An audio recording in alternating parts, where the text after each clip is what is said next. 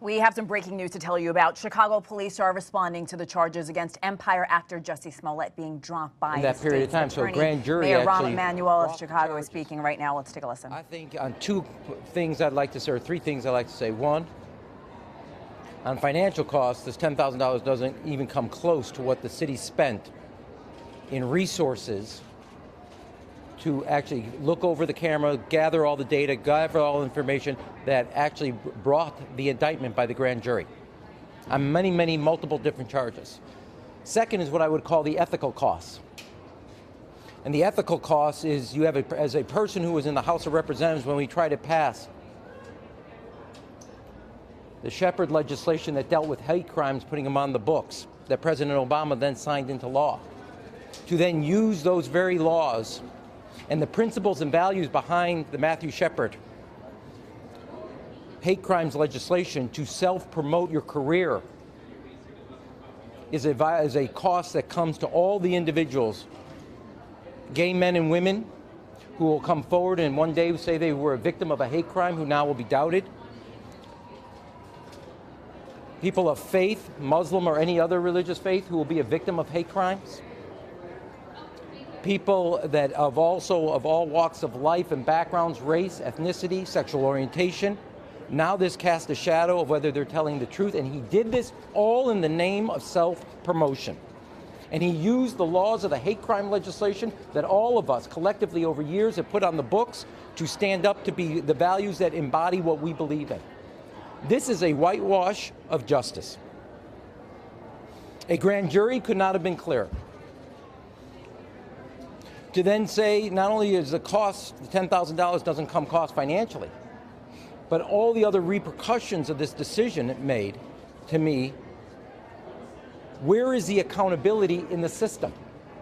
You cannot have, because of a person's position, one set of rules apply to them, and another set of rules apply to everybody else. In another way, you're seeing this play out in the universities, where people pay extra to get their kids a special position in universities.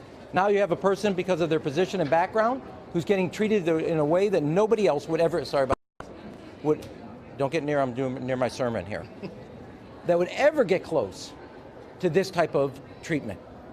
Our officers did hard work, day in and day out, countless hours, working to unwind what actually happened that night. The city saw its reputation dragged through the mud, but I remind everybody it was not just the officers' work. That work, a piece of that work, was shown to a grand jury, and they made a decision based on only a sliver of the evidence. And as I remember correctly, somebody wanted to have that evidence in the day, as the superintendent said, their day in court, so all the evidence could be made public. Because of the judge's decision, none of that evidence will ever be made public. None of it. This is without a doubt a whitewash of justice and sends a clear message that if you're in a position of influence and power, you'll get treated one way, other people will be treated another way. There is no accountability then in the system. It is wrong, full stop. What I do want to say is the way I look at it is I commend the officers and the grand jury for their decisions. Superintendent Johnson, does Tim Fox owe you an apology too? Well, you know, at the end of the day, like I said, our job as police officers is to present them with the evidence. The apology comes from the person that did this. If you want to say you're innocent of a situation, then you take your day in court. I would never, if someone falsely accused me, I would never hide behind a brokered deal and secrecy, period. But you didn't have any heads up about this at all, right? I mean, you found out about this today while you were here. Is it unusual for the state's attorney to just drop a case like this without giving you guys some sort of heads up? Well, I don't know what's unusual for the state's attorney, but we found out about when you all did. John, hold on one second. I would say one thing. From top to bottom, this is not on the level. From the state's attorney's office, then. I understand that piece, but I do want to get, it's not on the level, but I also want to say, and I want to emphasize, underscore what the superintendent just said. In the end of the day, it's Mr. Smollett that committed this false claim upon two individuals and who also testified, but also on the city.